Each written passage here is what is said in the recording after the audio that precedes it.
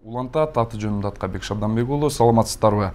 2020 жылды жыйынтыктап жатып, жаңы жыл алдында турабыз. Өтүп бара жаткан жыл дүйнө жүзү боюнча, анын ичинде биздин Кыргызстан боюнча дагы оор жылдардан болду. Бүгүн биз ушул Ош шаарындагы ушул 2020 жылдагы жетишкендиктер, артыкчылыктар жасалган иштер тууралуу сөз кылабыз. Ал үчүн студиябызга Ош шаарынын мэри Таалайбек Сарбашев мырзаны чакырганбыз. Таалайбек мырза, студиябызга кош келипсиз. Убакыт бөлүп келип бергениңиз үчүн сизге терең ыраазычылык. Мында ушул биздин шаардагы өсүү өнүгүүлөр экономика боюнча сөз кылсак, алгач эле биздин шаардын быйылкы жылы экономикасы кандай болду? Бир топ өсүш болдубу же болбосо ушул кырдаалга байланыштуу төмөндөдүбү? Экономика боюнча айта кетсеңиз. Рахмат, урматтуу Нур телеканалынын жамааты, сиздерге чоң ыраазычылык билдиребиз. Алгач ушул телестудияга чакырып, биздин шаардыктар менен, телекөрүүчүлөр менен түз байланышка чакырып, пикир алыштырып бергениңиздерге чоң ыраазычылык билдиребиз. Мен алгач жалпы шаардыктарды, шаардын коноктору, мекендештерибизди кирип келе жаткан жаңы жыл менен куттуктаймын. Жаңы жыл жакшы жылдардан болсун, деген ар бир үй бүлөдө жакшылыктар болсун. Анан эми мына быйылкы жылдагы оор жылдардан болду. Алгач 2020 жылдын башында эле ушул дүйнө жүзүн каптаган COVID-19 илдети биздин Кыргызстандан да айланып өткөн жок, өзүңүздөр көрдүңүздөр. Анын ичинде биздин Ош шаарында да ушул пандемияга байланыштуу бир топ алдын алуу иштер жасадык. Көптөгөн жарандарыбыз ооруду. Бул дүйнөдөн кош айтышты. Бүгүнкү күндө да ушунун үстүндө иштерди алып барып атабыз. Анан эми сөзсүз бул ушул пандемияда бүт дүйнөгө, экономикага таасир эткендей эле биздин Ош шаарына дагы ушул бир топ таасир этти да. Мындайча айтканда, продукциянын өндүрүүнүн көлөмү мына 3 миллиард 833 миллион сомго болуп, өткөн жылга салыштырмалуу 34%га азайды да. Ошондой эле салык жана салык эмес жыйындар боюнча дагы мына бир топ 102 миллион сомго 11 айдын жыйынтыгы менен аз чогулттук да. Мына 1 миллиард 325 миллион сомго биз жергиликтүү бюджетти бекитип караганбыз, бирок ошондой кырдаал ошондой болуп атса да, бирок пландаштырган иштерибиздин бардык тармак боюнча Кудай буйруса аткардык. Урматтуу телекөрүүчүлөр, сиздердин эсиңиздерге сала турган болсок, биздин берүүлөрүбүздү социалдык тармактагы ошол баракчаларыбыз аркылуу дагы көрсөңүздөр болот. Ал эми сиздерди кандайдыр бир кызыктырган суроолор болсо, ошол экрандагы WhatsApp тиркемеси аркылуу сиздер жолдосоңуздар, биз жооп алып берүүгө даярбыз. Ал эми ушул жылы сырткы жана ички инвесторлорду тартуу боюнча кандай жумуштарды алып бардыңыздар? Мисалы, сырттан келген инвесторлордун саны канча болду? Эми мына өзүңүздөргө белгилүү болгондой, быйылкы жылы жалпы ушул биз инвестиция тартуу боюнча да бир топ иштерди алып бардык, бирок ушул пандемияга байланыштуу көп мына проекттер токтоп калды да. Ал эми мына ички өзүбүздүн инвесторлор келип, быйыл мына 2 миллиард сомдон ашыгыраак биз ушул шаарга инвестиция тартылды.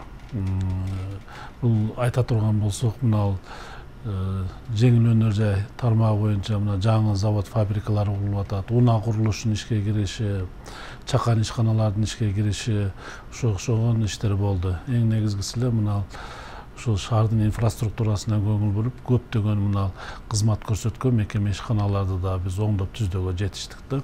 Анан эми бизде мына көп 100гө жакын проекттин долбоорлорун даярдаганбыз. Биздин баягы дос шаарлар менен сүйлөшүүлөр жүргүзүп атабыз, бирок мына бүт эле ушул быйылкы жылга мына пандемияга байланыштуу көптөгөн мына иштерибиз токтоп калды да. Кудай буйруса мына 21-жылы дагы бул инвестиция тартуу боюнча, жумуш орундарын түзүү боюнча иштерди дагы кызуу алып барабыз. Ушул бул убакыт чейин дагы Кеңсай массивине берилген жер тилкени дагы ушул органдар мыйзамсыз деп чыккан, ал кандай берилип калган эле? Ал дагы ушул коомчулукта бир кызуу талкуу жаратты. Ишкерлердин дагы кандайдыр бир деңгээлде мындай ишеничин артка тарттыбы деген дагы ой келет да. Сөзсүз бул эми Кеңсай массивинде ушул жеңил өнөр жай тармагына биздин шаардан атайын 25 гектар жер бөлүнүп берилген. Бул буга чейинки ал жер мына азыркы бизде кирпичный завод бар. Ошол Касымалиев агабызга карьер берилген да, атайын карьер. Ошол жерден мындай карьер максатында иштетүү боюнча. Анан бул ишкерлер ошол азыркы мына жеңил өнөр жай ишкананы куруп аткан ишкерлер ошо Касымалиев менен сүйлөшүп ошол жерде алган да. Анан бул карьерди тапшыргандан кийин бул мамлекет бизге өтүп, шаардык мэрияга, анан биз аркылуу ошол 49 жылга арендага бергенбиз, мыйзам чегинде сүйлөшүп. Бирок бүгүнкү күндө алардын курулуш иштери кызуу жүрүп жатат. Жакын арада ушул бир 3 блок ишке кириш керек эле. Анан банктардын талабы ушундай экен, баягы жерде ээси ошол курулуп аткан компаниянын ээлери болуш керек экен да. Себеби баягы инвестиция тартуу максатында ал жерде 50 миллион долларга жакын ошо чет өлкөдөн, Европадан оборудованиялар келиш керек. Анан банктардын талабы ошондой экен. Ошон үчүн биз атайын муниципалдык ишканага УМСке тапшырма берип, мыйзам чегинде ушул жерди өткөрүп берүү боюнча тапшырма. Ал жерде атайын баягы көз карандысыз ушул оценщиктер бар, независимый оценщиктер. Ушул оценка эткен, ошонун баанын негизинде биз түз сатуу менен бергенбиз да. Азыр эми бул иш укук коргоо органдарында каралып атат. Мен ойлойм, алар да бир мындай туура чечим чыгарат деп. Себеби биз өнүккөн мамлекеттердин практикасында дагы бул ошондой 50 миллион доллардан ашкан инвесторлорго жерди бекер берип, наоборот аларга жардам берип, шарттар түзүп берет да. Мындай бизде мына 100 миллиондон ашык инвесторлорго биз буларга, мен ойлойм, мамлекет дагы биз дагы кызыктар болуп, толук кандуу шарттар түзүп бергенге мындай жардам беришибиз керек да. Бирок эми ошол эле учурда баягы укук коргоо органдары иш козгондо ишкерлер, ал ишкерлерден башка эле ишкерлердин бир топ мындай кооптонуу пайда болуп калган жокпу? Пайда болуп атат. Бул балдар деле азыр ушул канча деген иштер токтоп калды да. Мына ошо банктардын азыр акча берүү астында турган ошо оборудованиялар келип, азыр иш башталыш керек. Азыр ошол акча берүү дагы азыр токтотулду да. Мындайча айтканда түбү келип бул кичине мындай зыяндуулугу тийип атат да. Мен ойлойм, бул жерде 70 миллионго арзан сатылган деп атат. Буну биз наоборот бекер берсек, кийин бул жерде 7 миллиард пайда алып келе турган чоң ири ишкана эле да.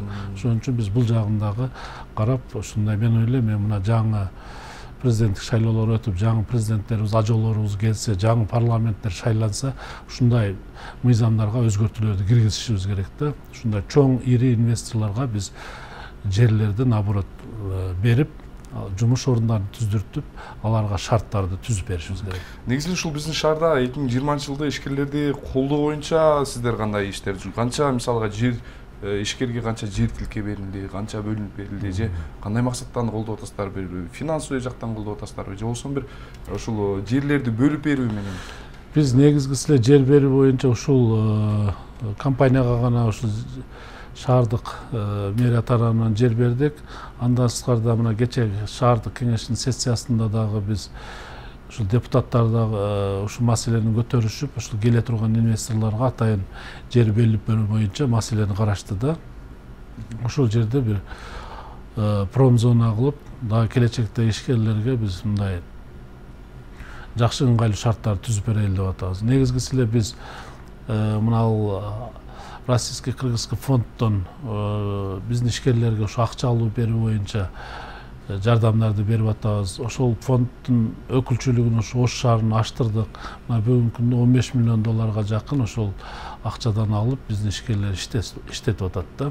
Анан келечекте эми буну дагы биз жандандырышыбыз керек. Негизгиси эле биз буна айтып атпаймынбы, баягы башында дагы айттым, пандемияга байланыштуу бүгүнкү күндө көптөгөн мына иштерибиз токтоп калды. Бирок ошого карабастан биз мына шаардагы болуп аткан баягы оңдоп түзөө иштери, жерлерди бошотуп атабыз.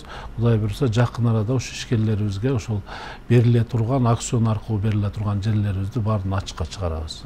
Рахмат. Урматтуу телекөрүүчүлөр, сиздерге эскерте кетели, бизге чалуу иретинде эмес, ошол WhatsApp тиркемеге жазуу иретинде сурооңуздарды калтырсаңыздар, биз жооп бергенге аракет кылабыз.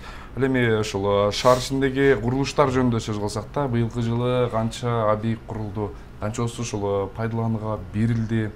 Ички жолдор боюнча дагы социалдык объектилер боюнча рахмат, жакшы суроо болуп атат. Эми негизгиси эле мамлекет тарабынан бүгүнкү күндө ушул 5 мектептин курулушу кызуу жүрүп жатат. Анын ичинде бир мектебибизде Нариман орто мектебиндеги мынал депозит шоттон курулган 500 орунду кошумча мектепти жакын арада бүтүрүп ишке бердик.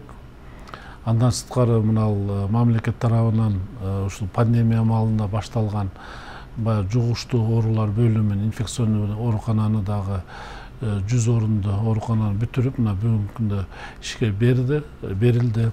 Ошол жердеги эле эски курулган жугуштуу оорулар бөлүмү, балдардын жугуштуу оорулар бөлүмүн дагы толук мына реконструкциядан өткөзүп, 2 корпустан ошолорду да ишке бердик да. Мындайча айтканда, ушу пандемияга байланыштуу бүгүнкү күндө Ош шаарында мындай иш кызуу жүрдү десек болот.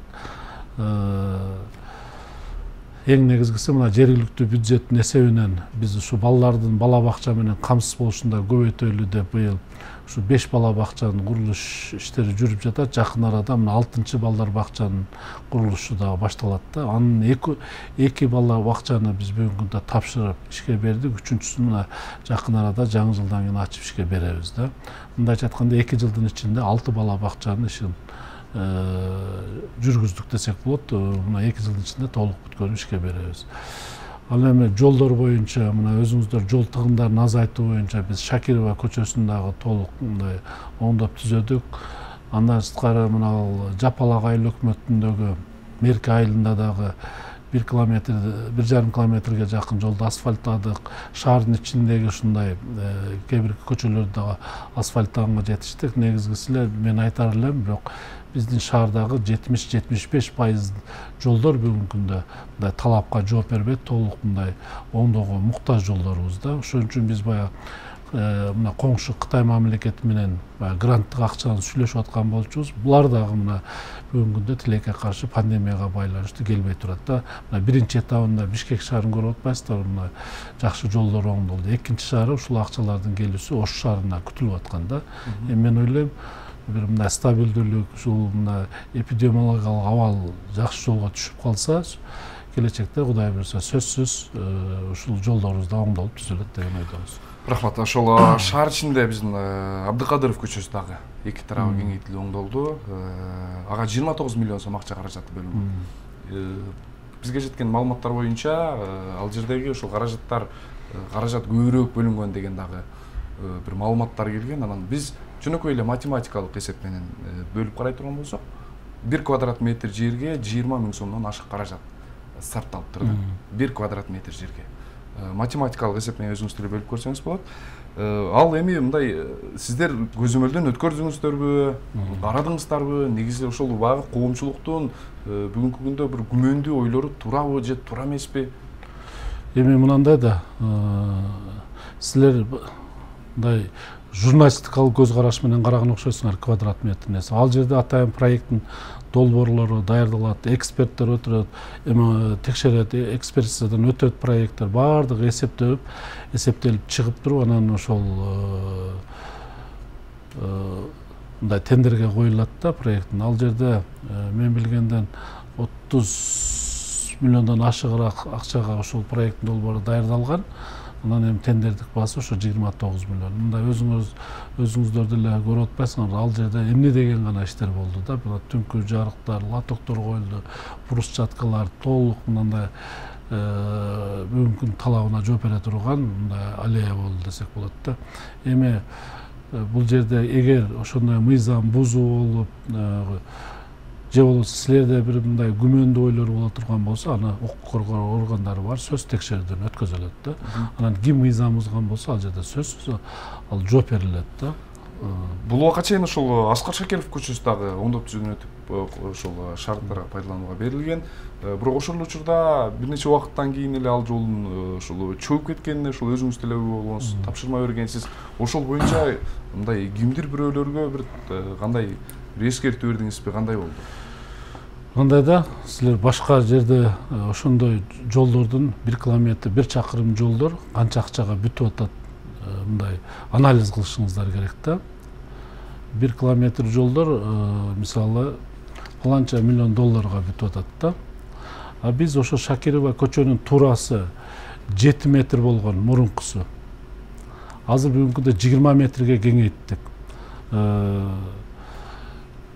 2,5 километр жолду биз 69 миллион сомго, 70 миллион сомго жакын акчага бүтүрдүк. Ал жерде толук жердин астындагы баягы коммуникация кеткен турбалар да толук алмашылды. Лотоктор коюлду, брусчаткалар басылды, түнкү жарыктар коюлду. Жолдун туурасы 20 метрге чейин кеңейтилди да. Бул 2,5 километрге мындай аябай эконом кылып жасадык да биз. Мен ушул мүмкүнчүлүктөн пайдаланып ошо жолду курган компанияларга чоң ыраазычылык билдирем да. Аз акчага көптөгөн иштер жасашты. Ал эми ошол жердеги бир гана кемчилдик баягы биз айтып атпайбызбы, баягы таза сууга кеткен коммуникацияда астындагы турбаларды жаңылаганбыз. Анан мага берген маалыматтар боюнча айтып атат, ошо эски турбалардын башын жаппай калган экен, баягы суунун саркындылары келип туруп, ошол 1-2 жер чөгүп кетиптир. Бирок ошол курган курулуш компания 1 жыл, 2 жыл алар гарантия берген, ошол компаниялар барып туруп кайра убагында ошол чөккөн жерлерди алып таштап оңдоду. Эми жол экен баягындай кээде ушундай кемчиликтер кетет экен да, бирок бүгүнкү күндө мындай пайдаланып атышат да. Бизге ошол шаар тургундарынан дагы суроо келип атат. Саламатсызбы, ишиңизге ийгилик дейт суроо. Ош шаарынын ичиндеги Ошск районундагы 3 айрылыш көчө өтө кооптуу. Ошол жерге так жол белгилерин орнотуп, анан иретке салса болобу дейт. Бул биринчи суроо экен. Зайнабидинова базар ичиндеги жол тыгынын кантип жойсо болот? Бул боюнча кандай иштерди алып баратсыздар дейт. Эми жакын арада Кудай буйруса мына коопсуз шаар долбоору ишке ашат. Бул боюнча шаардык мэрия биз жасай турган иштерди шаардык мэриядан бөлүнө турган каражаттарды 10 миллион сом бөлүп баягы разметкаларын, баягы жол белгилерин бүт коюп орноттук. Бул мамлекет тарабынан бүгүнкүдө баягы видеокамералар коюлуш керек эле. Тилекке каршы мына бизге азыр билдирүү беришти өкмөт тарабынан. Жаз айларына чейин узартылды депчи. Анан мен ойлойм ошол камералар коюлгандан кийин жол өзүнөн өзү мындай Кудай буйруса тартипке келет да. Мына чоң Борбор калабызда деле, Бишкек шаарында деле азыр бир топ мындай тартипке түшүп калды да. Бүгүнкү күндө баягы патрулдук кызмат мындай алар иштерди алып барып атышат да. Эң негизгиси ошо видеокамералар коюлгандан бир топ мындай оңой жолго түшөт. Ал эми мына Зайнабидиновадагы жол тыгындар бир эле ошол жерде эмес, шаар боюнча бүгүнкү күндө чоң көйгөй. Биз сөзсүз мына шаардын ичине кире турган айлампа жолдорду оңдошубуз керек. Мына өзүңүздөр күбө болгонсуздар, мурунку экс ажообузда келип мына тыг кесилишиндеги жолду айлама жолго атайын Минтрансга тапшырмалар берилген.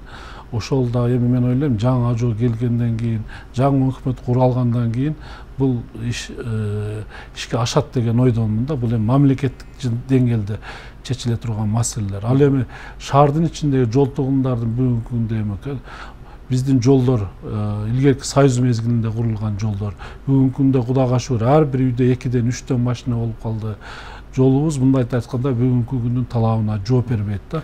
Андан сырткары мына жолдун боюнда мыйзамсыз курулган курулуштар, сода күркөлөрү, ушулардын баардыгын алып тазалагандан кийин мындай тартипке келет деп ойлойм да. Мына Кулатып шаарчасында базарчыкты көрбөдүңөрбү? Биз алып тазалап койдук, азыр ал жерде жол тыгын жок да. Мурун кандай болгон? Рахмат. Мурун баардыгы жол тыгындар ошолдон пайда болгон. Бизге суроолор аябагандай көп келип жатат. Ошол алардын биринчисине окуп берейин. Урматтуу телегөрүүчүлөр, сиздердин дагы бир жолу эсиңиздерге салалы, бизге ошол чалуу иретинде эмес, ошол WhatsApp тиркемеси аркылуу сурооңуздарды жазып жиберсеңиздер болот. Сизге ошол Кара Балта шаарынан чоң рахмат. Ийгилик деп жазган экен да бир телегөрүүчүбүз. Андан тышкары ишиңизге ийгилик деп жазыптыр. Андан тышкары биздин Бишкек шаарына келип мэрлик кызматты аркылап бересизби деген бир кызык суроо бар экен да.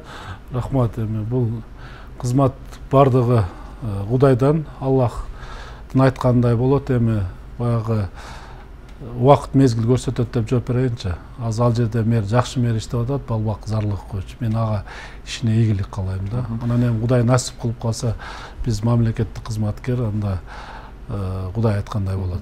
Рахмат. Ошол келген суроолорду кыска жооп берсеңиз, жер ала албай жүргөндөрдүн жер ала албай жүрөм, 2008 жылдан бери кантип алсам болот, сиз менен кантип байланышсам болот деп так кыска жооп бериңиз. Эми бүгүнкү күндө жер толук жетишсиз, очередте болсо, эгер жер болуп кала турган болсо беребиз. Бүгүнкү күндө бир гана ошо Кеңсай массивинде жерлер берилген мага чейин. Азыр дагы жерди трансформация кылуу иштери жүрүп атат. Эгер болуп калса, о черете жетсе берилет. Бүгүнкү күндө шаарда бир 6000-7000ге жакын адам ушу кезекте турушат да. Бизге дагы бир телегөрүүчүбүз жазган экен, мыйзамсыз курулуштарга эмнеге мынча жол бердиңиз дейт, шаардын баары эле мыйзамсыз курулуш болуп кетти дейт. Буга ошол суроонун арасында эле кошуп жооп берип коесуз.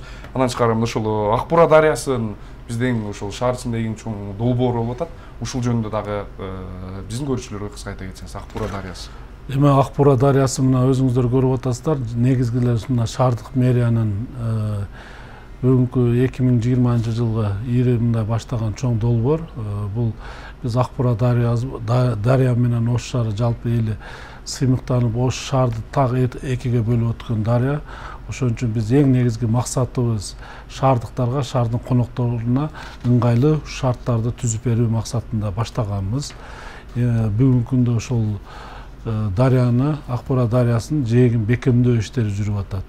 Кудай берсе, мына жаз айларынан баштап ошол велодорожка, адамдар жүрүүчү жолдор, түнкү жарыктыктар, баягы отуруп эс ала турган скамейкалар, жашылдандыруу иштери толук мына 21-жылы Кудай берсе жүрөт да. Бул эки этап менен, азыр биринчи этап Нурматова көчөдөн баштап Вакапова көчөсүнө чейин иштер жүрүп атат. Кийинкиси ошо Нурматовадан Наваи көчөсүнө чейин экинчи этабына башталат. Сиздин дагы ошол ишиңизге ийгилик дейт. Андан тышкары дагы бир көрөрманыбыз ошол Разахов мектеби качан бүткөрүлөт дейт. Кыска жооп берип койсоңуз. Эми бүгүнкү күндө бул мамлекет тарабынан эми азыр акчалары мындай бир топ кечигип атат. Эгер келип биз дагы каттарды жолдоп атабыз, акча маселе чечиле турган болсо эле чечилип берет. Бирок бүгүнкү күндө ушул маселе оорураак болуп турат да. Бул убакка чейин биздин ошол шаардагы жүргүнчүлөрдү мындай накталай төлөм эмес, карточка менен тейлөө үчүн бир долбоор ишке ашты эле. Сөз болуп, ал бир аз иштеп кайрадан токтоп калды. Дагы миллиондогон акча каражаты кеткен болчу да, ал эмне болуп атат бүгүнкү? Бул эми бизге чейин мен мэр болуп келгенге чейин ошо электрондук билет коомдук автобустарда, троллейбустарда атайын проект негизинде ишке киргизилген. Эми бул токтоп калган жок, бүгүнкү күндө деле жүрүп атат. Эми бирок мындай ошо билетти сатып алуучулар бүгүнкү күндө азыраак болуп атат да. Мен ойлойм, мына мектептер, жогорку окуу жайлар ачыла турган болсо, буну кайрадан дагы жандандырышыбыз керек. Анан ошо эл үчүн түшүндүрүү иштерин жүргүзүп, алар кайсы жерден азыр мындай билет сатуудагы ошол сатып ала тургандар болсо, мындай ыңгайсыз жерде сатат экен да, ошо гараждын өзүндө, ошо ишкананын өзүндө. Ошон үчүн биз айтып атабыз, Кудай буйрса, мына жогорку окуу жайлар, мектептер ачылып кала турган болсо, ошол ыңгайлуу сатканга, билет сатып алганга шарттар түзүп берет. Буну биз дагы көзөмөл кылабыз. Рахмат, азыр бизде ошол жарнамалык тыныгуу бар эле, андан соң кайрадан эфирибизге кайтабыз.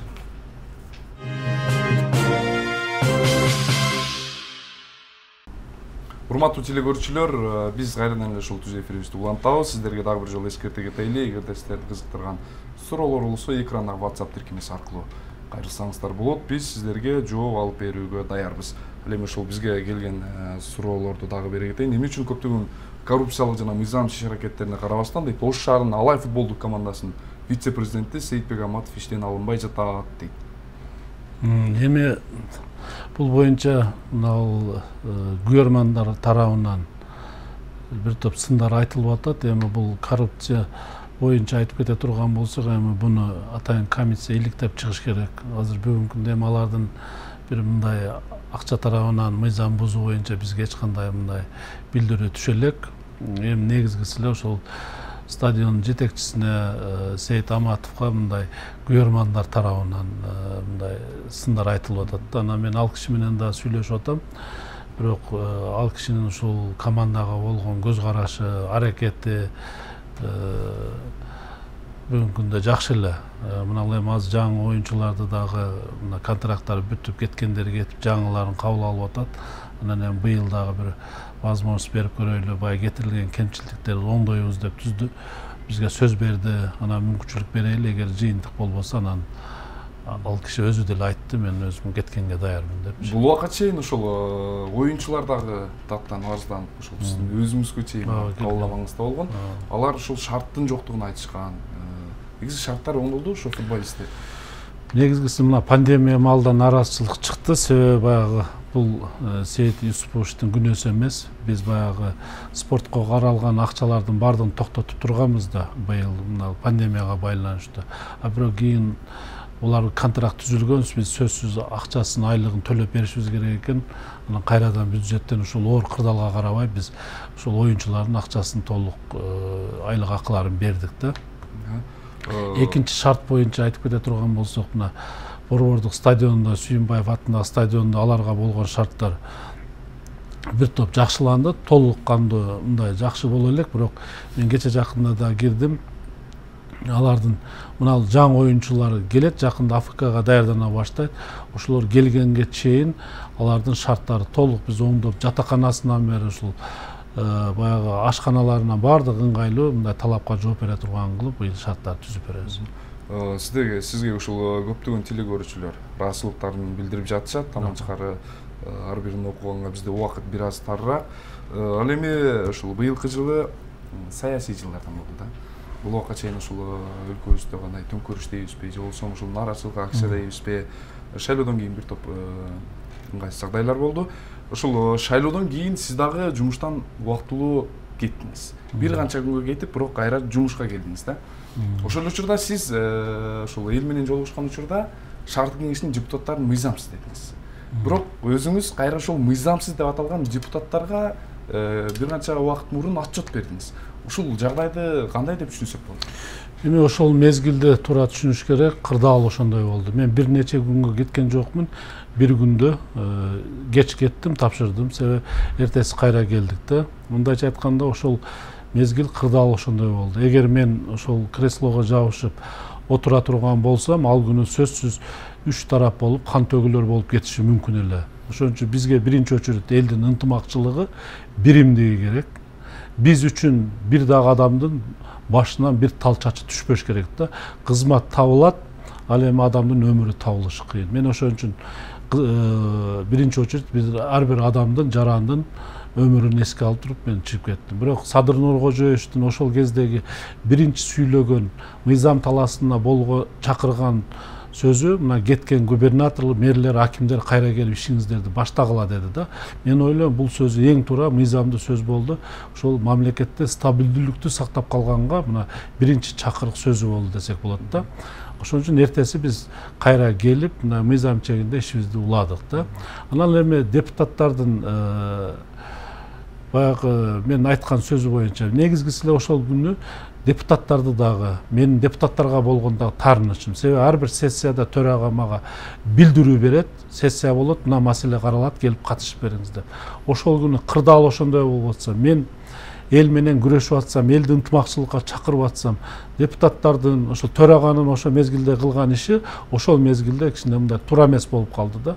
Анан эми бул мыйзамда, жергиликтүү өз алдынча башкаруу мыйзамында жаңы кеңештин депутаттары шайланып келгенге чейин эски депутаттардын мөөнөтү сакталат деген. Ал эми биздин Ош шаарынын статусу боюнча мыйзамда жергиликтүү шаардык кеңештин депутаттардын мөөнөтү 4 жылга деп турат да. Мындайча айтканда бул сот аныктайт эле. Эгер мен ошол күнү кайра токтомун алар жокко чыгарбаса, буну сот аныктап берет эле. Мен Ош шаарынын статусу боюнча, мыйзам боюнча айтканмын да. Ал мыйзамда ошол 4 жылга мөөнөтү деп турат. Мен ошондо кырдаалды эске алып, эми эл да ар бир адам жашоо үчүн күрөш дегендей. Мен дагы элди өзүм тартыш үчүн, ошол мыйзамдуулукту жеткизиш үчүн, ошол жерде баягы стабилдүүлүк сактап калыш үчүн ошол сөздү айтканмын.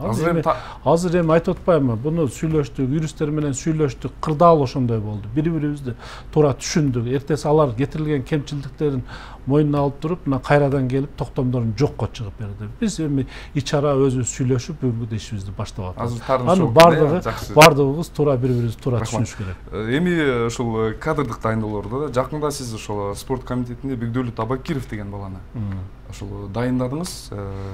Аны дайындоого эмне себеп болду, эмне түрткү болду? Ал баланын кандай өзгөчөлүктөрү бар экен? Эми бул бала өзү мындай спорт жаатында жүргөн, мурун ошо спорт комитетте иштеген, бүгүнкү күндө ошол муниципалдык бизде авто рынокто иштеп аткан бала. Анан жаштардын мына спортсмендердин дагы суранычы болду. Мага бир топ жаштар кирип, ушуну коюп бериңиз, спортту бир алдыга жылдырайлы дегенде. Анан бул кызмат мен ачык айтышым керек, убактылуу. Мына бул мыйзам конкурс негизинде кызмат жетекчи конкурс негизинде мындай келет да. Мына жакын арада конкурс болот.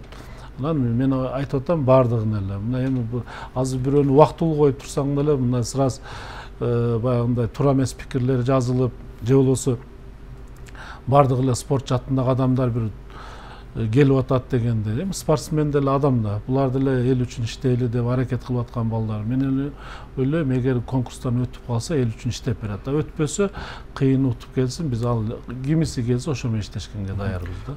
Ошол Бекдөлөт Абакировдун бул убакка чейин ошол сиздин жаныңызда бир жандоош болуп жүргөндейсиз, бир соц тармактарга сүрөттөрү дагы тарады. Аны менен айтайын дегеним, жекече мамилеңиз барбы жокпу? Эми буга чейин мен шаардагы Бекдөлөт эле эмес, ошо шаардагы бир топ жетекчилер ошол оор мезгилде, кыйын мезгилде менин жанымда болушту да. Мен ошол оор кырдаалда көптөгөн адамдарды көрдүм. Көбү ошол мезгилде мен издеп дагы таппай калдым да. Көп жетекчилерди, көп кызматкерлерди бир күндө мындайча айтканда таппай, издеп дагы таппай калдык да. Анан ушул бир көптөгөн жетекчилер наоборот ушу келип, элди ынтымакка чакырып, бириндикке чакырып, менин жанымда жүрүштү. Бир эле Бекдөлөт эмес, көптөгөн мына жетекчилер биздин жаныбызда болду да. Эми ошол мезгилде менин жанымда туруп калыптыр, баягы соц тармактарда чыгарып атпай, бул мен өзүңүздөр билесиздер, эч кандай мени бир мындай телохранительдеби же болбосо баягы жандап жүргөн адамдарды мен андай алып жүргөндү жаман көрөм да, өзүм негизги жакпайт.